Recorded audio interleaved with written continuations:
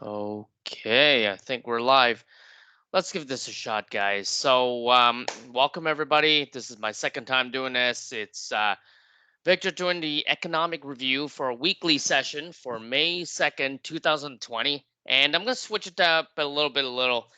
Wanted to try out something new where I'm just going to keep it a lot shorter, maybe like under 30 minutes and just give some news about what's been happening this week and also maybe just try one macro theme. I just wanted to get through to everybody so that everybody's understanding when I say macro, like what does that mean in terms of concepts, right? Just want to go through that. Gonna go through news, gonna go through macro, and still gonna go through a weekly Q&A live on a Tuesday at 9 p.m. And if you guys don't have these details, let me know. We'll just go through it. And so this week, in terms of news, we have a lot of different crazy stuff going on. We have some bankruptcies, we have some unemployment data, we have all the data from U.S. and Canada with respect to GDP, interest rates, money supply, how much money is printed between US and Canada. And of course, everybody's favorite topic, real estate in Canada. And yeah, something totally, well, not really random, but meat supply.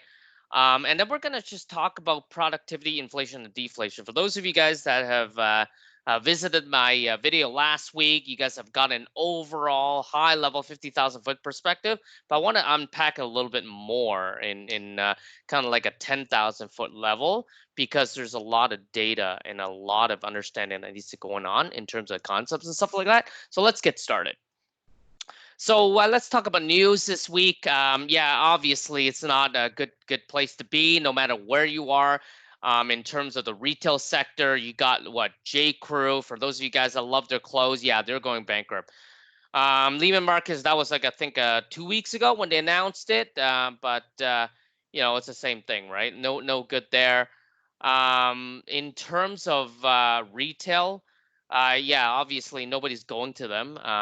In terms of Lehman Marcus, J. Crew, and also Saks Fifth. I don't think any of this is a surprise, guys. Nobody's going to these anyways. Everybody's buying things on either Amazon or actually either on foot on the smaller demographic areas where it's concentrated in major cities, and people are going to like some malls and stuff like that if you wanted to, or they're just doing it online. But Saks Fifth, Lehman Marcus, J. Crew, boom, they're gone, right? Um, and on top of that, Hertz, no good this week as well. They're looking at ways to try to bail themselves out because they're having financial troubles just to stay afloat. And for those of you guys that have been in my weekly session last week, you notice that yeah, like people are trying to keep themselves back up afloat by small business loans, but they're having a hard time just to get into the loan application site because it's giving them so much trouble. And by the way, this is all in the U.S. Okay. More macroeconomic news here in terms of unemployment. Yeah, again, no good. Like if anybody tells you things are good or things are, or they don't tell you anything, or it's not good, right? So just make sure that you understand that this reality. U.S. and Canada, we're already in a recession, just like my last week, right? So don't let anybody tell you that we're not, because they're full of crap. 30 million this week altogether in terms of cumulative. That's what the people that have been able to apply on the website, right? So obviously, if you want to take a look at it chronologically, that's like like week 1, 2, 3, 4, blah blah blah, and cumulatively, it's about like 30 million. Now, just to put that into perspective, the U.S. market is like 30 million. Sorry, 300 million. So, what, 30 million? That's like 10%. But these are only the people that are, sorry, not allowed, that are able to get on either the website or they walked up to some kind of kiosk or they called in. Remember, as with always, with anything that's government assisted, they will always put a lot of barriers in front of you, right? It's either super slow or it's super complicated or nobody's able to take your call, so that Zero Hedge today have already said that, you know what, like if there's a survey that's been sent out, it's more than 50 million people as opposed to 30 million. There's a lot of reports. If you read up on it online, people are either they've given up because it's too complicated, or they waited too long, or they given up, or it's a matter of they couldn't pass the questionnaire, or they just couldn't get through to the assistant line. So whatever the case is, it doesn't matter. You're looking at anywhere between 30 million or more realistically 50 million. So that's an astonished number. That's crazy. Canada's no better, right? We're looking at around, as of last week, we're looking at around like 8 million people, right? But depending on where you are, everybody that's on this call is probably from Ontario or in Vancouver. But if you take a look at Newfoundland or Alberta and stuff like that, they're looking at a much higher percentage in terms of unemployment. But of course, it doesn't get reported every week, so that's why I couldn't get the numbers. But I'll bring that to you guys, maybe next week or whenever I get to it. But it's a lot higher. It's always higher. And remember, all these numbers that we just talked about, these are just the regular 9 to 5 people. It doesn't include people like you're paying in cash, or you're a private contractor, or you're like an entrepreneur, right? Like that's doing your own thing, cash under the table, that kind of thing. Yeah, you're not included. So that's why I'm saying it's a lot higher than these numbers. Moving on here, we're talking about interest rates, more money printing, just like the themes I always talked about in the last week here. The Feds, if you guys have been watching the news conference by Jerome Powell as of last week, he's promised U.S. rates to stay low, and Fed will need to do more, right? So what that really means, like in a normal layman speak, is that they're going to continue to keep it low at right around 0 to 0.25. That's the Fed rate in a U.S. environment, but it's not going to stop them from going into like negative, something crazy like that. They're not opposed to it. They're going to do everything in their power to keep rates low. And remember, when there's a negative rates environment, what that really means is that if you have, for example, a checkings account, you have like $100 in your account, it means that your bank will literally take money away from you just because you deposited money into the bank. Okay, just remember that. Interest rates negative means you're paying by. On one hand, if you take a loan, they're going to give you a rate to borrow, but on the flip side, you're paying the bank to do something else. So it's a little bit of a really crazy environment. I don't think the U.S. has ever done negative rates in the past. I could be wrong, but it's a never done environment where they're doing negative rates. It's great, absolutely crazy. Canada, no different. We've already done like quantitative easing, aka money printing. I hate these like super complex terms they try to like uh, whatever to Canadians, but it just means they're printing money with $1 billion bond purchase, which is just basically saying they're gonna issue $1 billion in Canadian government debt, and they're gonna print the equivalent $1 billion in cash. This week, let's take a look at some of the numbers. Some crazy stuff happening, just like every other week since we filmed this disaster. And again, like I said, guys, there's this that website that I've been telling everybody on for you guys to take a look at the real stats in both Canada and US. So I kind of just filtered on both. Consumer confidence, 86. And again, look at this. That's the forecast. And in comparison with the reality and the actual, right? Consumer confidence, anything, really. And if you want to take a look at what these are, just click on this link in here, and then you'll kind of get to see what it really means. But GDP, let's start off with that. So just remember, GDP quarter to quarter, technical, little bit of explanation here. Two GDPs back to back, negative, and contraction means in the typical in a technical recession. But remember, this GDP is only in a capture in the first quarter of 2020, which is January, February, and March. So what that means is we haven't started this freaking lockdown in what, like the last week of March. So what that means is what you think is going to be bad, this is going to be a lot worse in Q2 because we haven't really started the lockdown until like end of March, right? So that's the first part of the news. Um, Monetary statement here where the US is keeping it at 0%. But guys, remember, 0%, it doesn't drop, it doesn't mean it's good. 0% means with inflation, let's pretend that right now the inflation is at 2%. It's 0 minus 2, you're looking at negative 2% already, which means that by having cash in the system, you're already losing 2%. So, and again, this is just the beginning, right? Talk about GDP growth there. Unemployment claims. Going to talk about that in my next slide here. Oh, sorry. Actually, I'll talk about that now. That's 3.8 million. So that's cumulatively, I think, like I said here in this other slide here, altogether is 30 million. It's really bad. So I don't know what else to say other than it's 10% of the overall U.S. economy, and Canada is just as pretty much the equivalent. But yeah, it's pretty bad. ISM manufacturing. This is the typical metric that I look at in terms of, and again, US is a smaller producer than that of a consumer. They're huge in consumer because 70% of their consumer base is consumption, right? So that means like they're not making anything. They're not making widgets. They're not making computers and stuff like that. They may assemble some of them, but they consume more than they produce. Under 50 means they're actually in a contraction. So 41, even though it's green, it's kind of like the prettiest looking pig in this hen house, right? It's crap. But because it's like the cleanest shirt and the dirtiest lawn hamper, it may look pretty good, but it just means it's still contracting.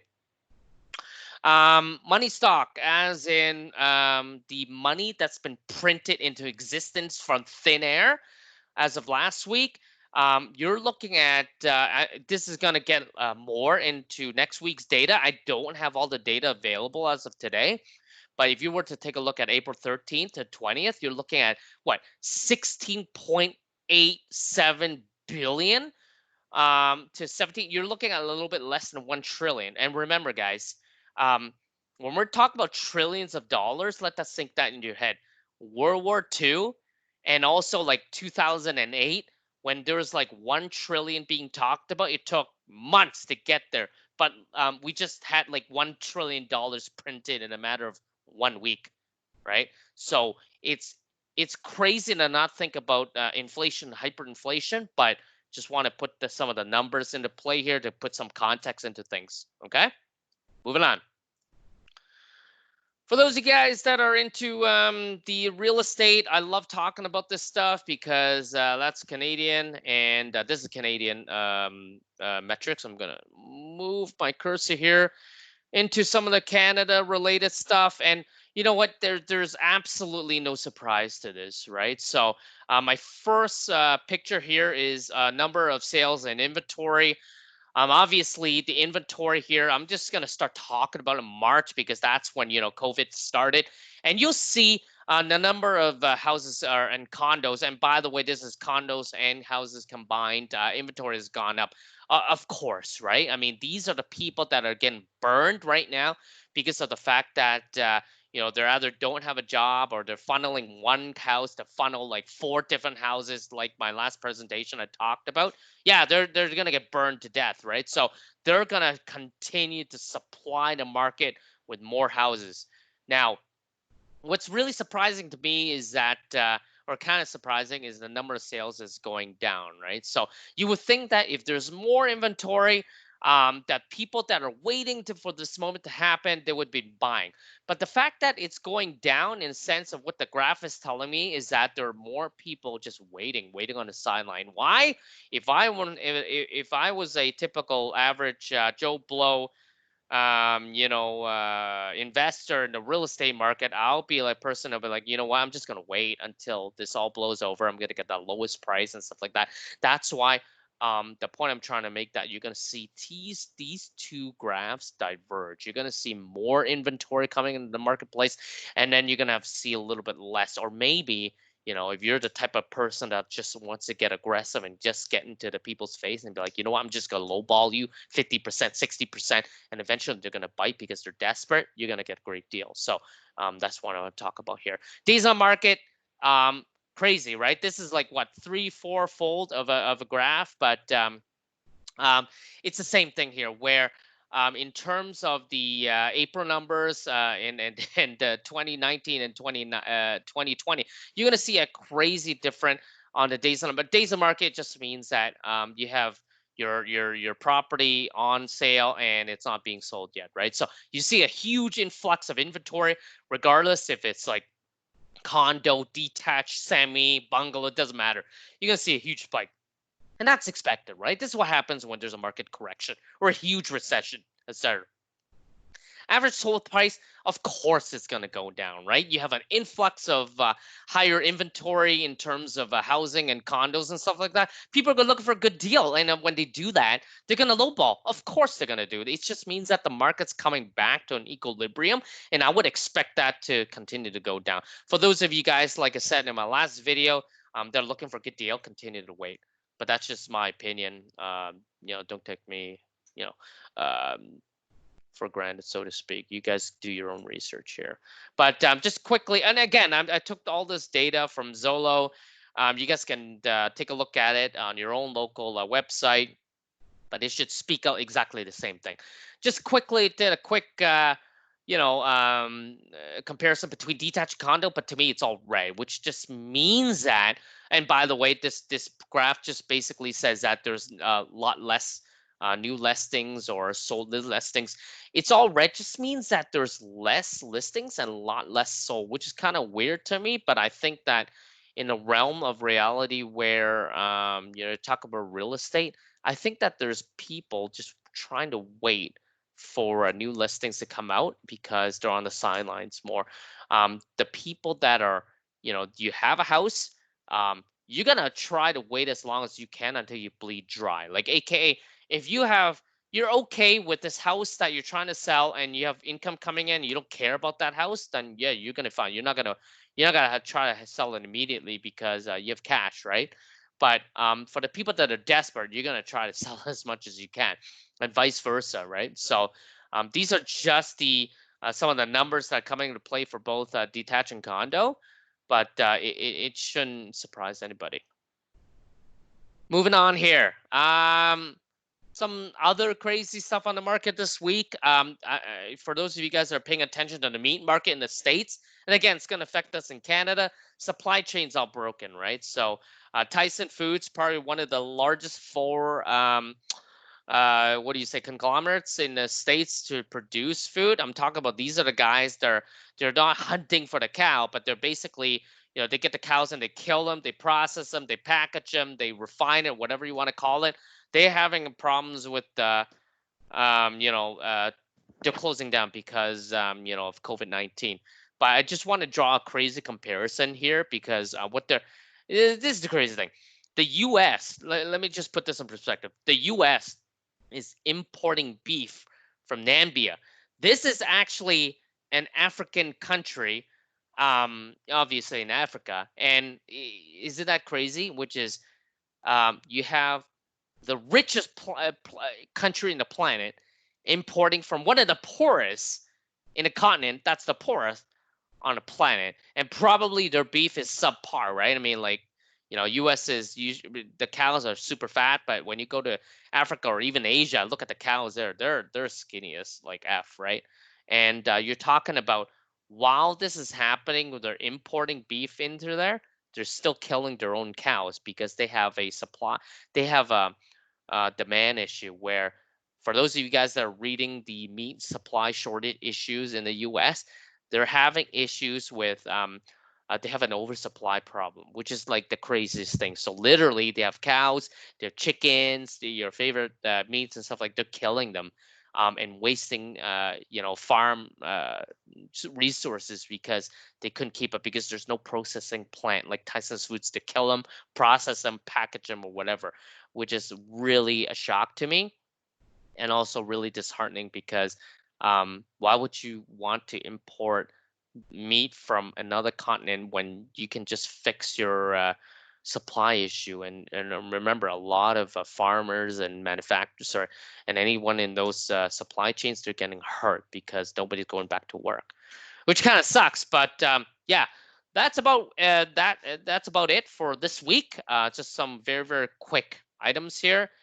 And just wanted to go over some. I know, like last week, I've been talking a really long time about macro, and what I wanted to do this week is just give a quick lesson on one topic, because macro or macroeconomics has many different things, and if I were to go talk about it, it would take me days or forever.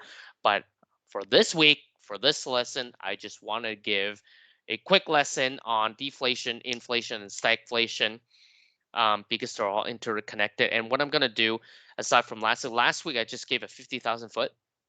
Here, I want to give it like a 10,000 foot. I'm going to talk about some of the domestic, international, and China USA issues, so that I think, and I'm going to put in COVID in there, so that I can give you guys a perspective on what that means in terms of some of these three major economics terms here. Okay, so let's just talk about it. So for those of you guys that follow Ray Dalio, I follow one of his very famous videos, how the economic machine works. It's about productivity and inflation. So before I talk about all these key topics here, and again, this is all school now. I'm just gonna kind of give a one-on-one kind of thing. Remember, productivity is basically the amount of time and the effort that you spend in doing a goods and services, and in return you get some money to balance that, right? So nobody goes to work for free, obviously, or else that's a charity. But that's really it. Let's keep it as simple as possible. Productivity is you exchanging your time and your effort, and into exchange for money, right, or currency, whatever you want to call it. And when you do that, what do you do with that money? Let's kind of talk about this chain as Ray Dalio. He talks about it way better than I do. Go to his video. And if you don't, send me a message. I'll send you a link to it. But basically, let's just say you made $100, right? And off that $5 of that $100, you go to Starbucks. You pay the barista $5. So you're exchanging productivity for consumption, right? So you made that $100, and of that $100, $5 of that $100 is now turned to consumption because you're now a consumer, right? But the barista is making coffee, blah blah blah. They're exchanging their coffee skills and whatnot, and they're basically giving you a coffee. And when you do that, what happens is you're exchanging your $5 of money, monetary value, and exchanging for their $5 of productivity. Okay, very simple. And then basically they take your $5 and a barista, and then they take I don't know. Let's just say they went to McDonald's and they spent $5 on French fries. So long story short, productivity, consumption, it's just a chain. And then imagine this daisy chain is going to be like hundreds of people, because people buy, spend all the time. That's consumption, productivity, and also very importantly, might I just say that, is velocity. Velocity is the speed at which you consume and produce at the same time. And the reason why I'm saying that it's important right now is because velocity is extremely low. Why? Because you're probably at home, you can't go out, you can't spend at a restaurant, you can't fly on a plane, you can't buy a really major product because you don't know whether a job is going to exist like next week. So that's what I'm saying. You have all this money, probably, if you were to get money from the government, whatever, but you can't spend it. So that's velocity. We'll talk about that in a sec. In an economy where it's extremely efficient, which is, if you think about the 1800s, where the idea of debt doesn't really came into existence, right? You have a huge productivity and deflation. And remember, deflation means that prices are cheap, things are great, productivity is great, GDP is high, so low regulation, lower prices. Why? Because a lot of people that are producing let's like last week I was talking about TVs and stuff like that. If TV is expensive, then all these producers are going to come in to make more TVs and more TVs, and then the TVs are going to be better, more efficient, more innovative, cheaper price. Why? Because there's more of them, right? So lower prices. GDP is high because everybody's they're productive. They're spending only what they consume, right? And they're producing what they consume. So um, when you consume more, it just means that you have to produce more, right? It's a low credit, low debt environment. GDP is high because everybody's producing at the top of their game, right? Wages are high because of lower regulations, and the employer don't have to deal with all the so when I say low regulation, I'm not talking about crazy stuff. Like, they're not crazy, but think about if you were to do your entrepreneurialism like today in Canada, right? You have to what do you have to pay? You have to pay your workers EI. You have to pay them WSIB. You have to pay them just in case they all the lawsuits that can come. What about health insurance? What about taxation? What about the benefits? Like if you were to think about today's regulations in terms of start a company is a lot higher than back in 100 years ago, right? So when you do that, what happens is that we just have to be a lot lower today. But back in 1800s, sorry, going back to my story, wages are high because it's less regulations, and I can pay my wages higher for a person. It's no different than if for your companies, you have consultants, right? Why is it that they have higher wages than the regular people that work there? It's simple because your company doesn't have to pay them, WSIB doesn't pay them benefits and all that crap, right? So wages are a lot higher. Debt is low because like I was mentioning before, there's not there's the debt is low because the theme of credit is not as crazy back then as now, right? Here it's kind of like everybody can borrow at any given rate, and it's 0%. So they kind of give the image of that you can be a baller without spending money, but yeah, you're not really a baller because it's all in credit. Demand is higher because obviously, back then when everything is cheap, you're gonna want to spend more because you can produce more, and you can consume more by producing more. And the economy is strong, and there's a better standing of living, and it's a deflationary environment, right? So this is back in like the 1800s when there's no world war. America is on its high and stuff like that, right? Everybody was good with a family of four, single detached house, backyard, white picket fence, swimming pool, two kids going to school, one person going to work. The wife gets to work from home, that kind of thing. But you can't do that today. But basically, what I'm trying to say is when you create a system of credit, it increases debt. And like I said before, right? Basically, when you have credit, you're delaying the productivity so that you can spend more. So when you have a system of credit and debt at the same time, you're increasing spending right here in Great Ray Dalio's thing, but you're screwing the income and you're screwing productivity because you don't need to. Because I can go to the bank very easily and just borrow another 1,000, 10,000, 100,000, and nobody's gonna bat an eye. And I can just don't produce as much and don't have that much income and continue to spend more. But when you have that, usually the whole point of debt is that you can pay it off sooner rather than later. But when you have a system of everybody doing the same thing as borrowing more money, but they can't pay for all of it, you're gonna have a problem with inflation, and that's the second point we're kind of going to talk about here. So just want to quickly go through here. George Gammon, one of my favorite gurus on YouTube, all credits to him. And he laid this out in a very, very great example in the last week's example. I'm just going to try to spit it in 5 minutes, right? So you have the whole United States. It doesn't matter if it's Canada, it's the same thing, right? In an equilibrium environment here, you have a finite amount of consumers here. And you know what? Let's just say I'm you.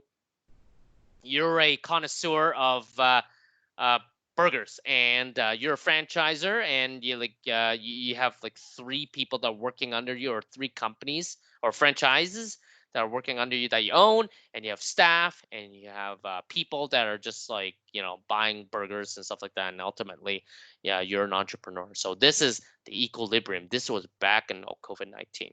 The problem with this is that when you have a COVID-19 environment where um, the federal government could decide to print everybody more money.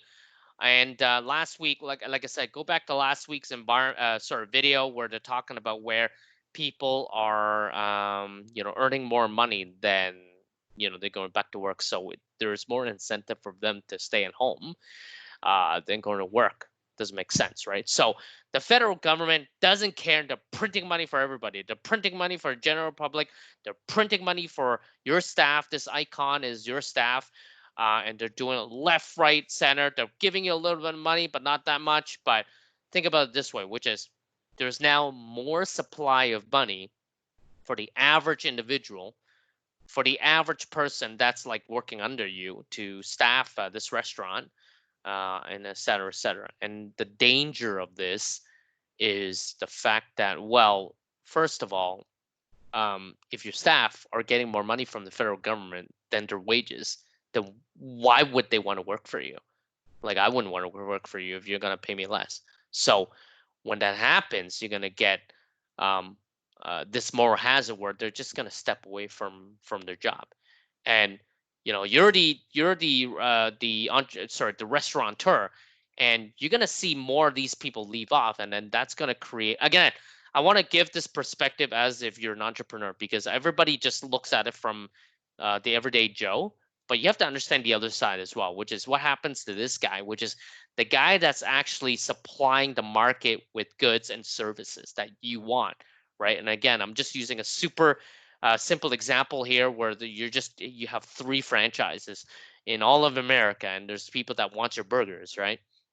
But when your staff walks off the job because they're like, "Yo, I'm gonna get more money from the bank, so screw you," and then, well, what am I gonna do? I'm gonna have to do either 2 things. Either A, I have to attract more people by increasing wages. And by the way, this will hurt me, right? If you think about it, because I have to compete with the government. Because the government can print infinite amount of money, but I can't, right? So I have to compete with the government, so I have to increase my wages. That cuts into my bottom line. Um, or I just say, screw this. I'm just not gonna do it anymore. Because why? I don't need to. What I can do is I'm not making any money, right? I don't need to do this. I can continue to operate on these other 2 franchises. But remember, guys, when you have this environment where I'm cutting off one of the supplies, what I'm gonna do here on my next these 2 restaurants, I'm gonna increase price because I need to I need to make money, or else there's no point in me being in business, right? It's just simple economics. So when I do that, what do I do to your price? I jack it up, right? So that's why I'm saying this is an inflationary environment as opposed to deflation environment, when everybody is working in a production, in a slash consumption equilibrium. But here you have an increase in money supply, but these people are not doing any production to offset that. So in order to for me to make my ends meet, I have to jack up my prices, or else I'm gonna go out of business, which I obviously don't want to. So again, inflation, deflation, you can have both at the same time. And this is just a super, super simple generalistic environment of the domestic market. Don't forget, guys, that USA don't produce that much stuff, right? So I don't have an exact thing in that, but they don't make a lot of stuff inside domestically, right? They don't make their pencils, they don't make their cars, they don't make their clothes. They outsource that, right? I mean, I think we can all agree on that. So the first thing that I want to talk about is the domestic market, which I did in my last slide. But this slide here is all about the international consumption and also inflation and deflation, because what essentially what they're doing is just they're exporting their inflation. Here's what I mean. For the last 20, 25 years, you guys have all heard about the globalization phenomenon, right? Simple analogy is just basically US. They're not making much. They're not making cars. You can say that they're assembling cars, but they're not making it.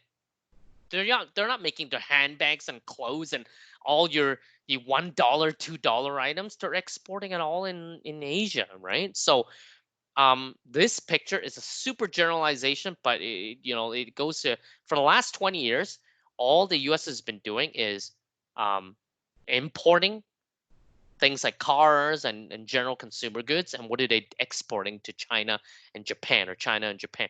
They're exporting US dollars, right? But I wanted to just quickly talk about I think everybody knows that, but what do you think is going to happen when you see the US dollar continue to deteriorate? When you see all the time, like 5 slides ago, I was talking about the money supply, right here. I was talking about like the US continue to print more money and devalue the dollar and increasing more US debt, because they need to do that in order to continue to fund their expenditures and stuff like that. So when you're Japanese or when you're Chinese, first of all, before I talk about that, but remember they've been doing this for 20 years, and what do you think they're gonna do, right? When they get a surplus of U.S. dollars here and there, first of all, they're gonna pay off debt that's U.S. denominated, and also, you know, if you were a manufacturer in China and you get like U.S. dollars, you can't do that. Like, there's nothing you can do. Sorry, what I mean is you can't do anything with the US dollar. You have to swap it internally inside your own country and get it in yuan, right? In China, and then here it's the yen, right? So you basically swap U.S. denominated currencies to yen and renminbi here, right? And then you pay for your own goods, you pay your workers, you pay off your mortgage, whatever. But think about this for 20 years, 20 years where they continue to buy stuff. The US buys stuff, they give them more dollars, blah, blah, blah, and they get more goods. And this just continues and continues and continues to happen. And when what happens when like China and Japan realizes that um, the currency is starting to devalue, and B, I'm not even sure if the US can pay off its debt. What are they going to do? It's very simple. They're going to sell it off. They're going to dump all that crap or that toxic US dollars or treasuries that they buy, and they basically take that US dollars and pay back. Like, they flood it right back into US and then buy assets in the US. And what do you think they'll buy? Right? Um, like some examples here, commercial real estates. Like, if you take a look at year after year, they're buying like office buildings, government buildings, or whatever, commercial real estate. They continue to buy their treasuries, but as you can see here, for the last couple of years, they've been trying to let go of a lot of the government debt, because I think China and Japan are smart enough to figure out that, they don't think that America can pay off their debt. So, which is pretty smart, right? So they're trying to get rid of it as much as they can. And also, of course, right, they're going to buy real estate, because, again, these things, except treasuries, because treasuries, the U.S. and there's an article this week about treasuries. Trump was throwing like a crazy headline saying that, yeah, we're just not going to honor our U.S. treasuries. But read into that if you're interested. But long story short, Chinese and Japanese people, they're pretty smart. They're going to go for the hard assets, right? So real estate, like, this is just like residential real estate and commercial real estate. If you have a bunch of US dollars and you know it's going to go down in value, you're going to just dump it on the market. You're going to buy everything in sight. So that's why some of these graphs just show you, yeah, they're buying left, right, and center, either on the consumer level and the government level. Okay. So again, I think that's it. I wanted to keep it around 30 minutes. I think that's it. I don't want to go too much into too much into news here, but I just want to give a little bit of a quick news on what's happening this week and real estate and all this other stuff.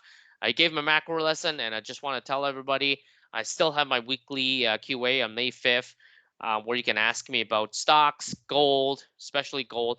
I'm gonna go more into gold in the next couple of weeks. I'm gonna do this like once a week, that kind of thing, and go more into depth with gold. But I just want to give a little bit of macro beforehand, and that's about it. I'll see you guys on Tuesday. I want you guys to have a great weekend, and thank you very much. And yeah, that's it. Thank you for your time. Goodbye.